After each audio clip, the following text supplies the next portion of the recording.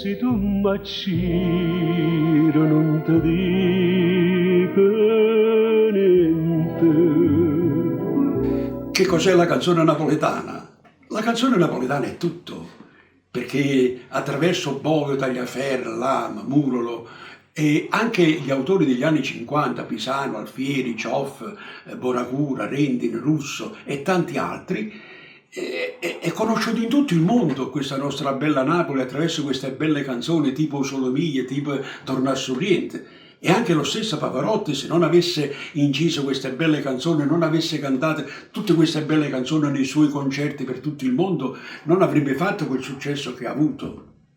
Parlare di Napoli. Napoli è un piezzo di paradiso, un paradiso che non esiste in tutto il mondo.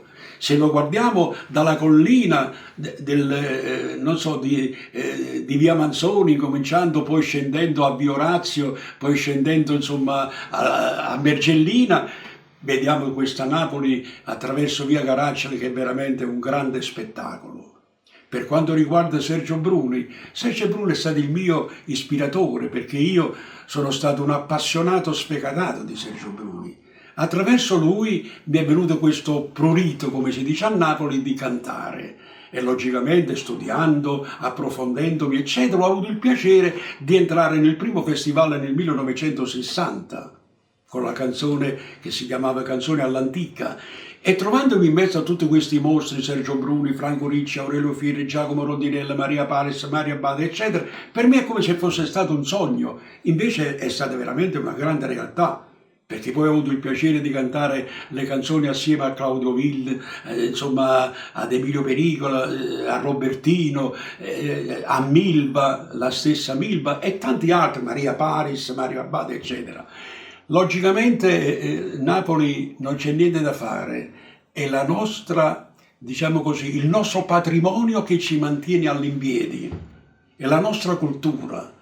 Per quanto riguarda i giovani, che cosa ne penso? Che devono studiare, perché se non si studia non si arriva a nessuna parte. Perciò studiate ragazzi, perché se si fanno le cose serie si fa veramente bene, ma se si canta per scherzare, per dire sa voglio fare un po' di soldi, non si arriva veramente da nessuna parte. Perciò studiate, studiate, studiate e complimenti a questi qua di Napolitanata.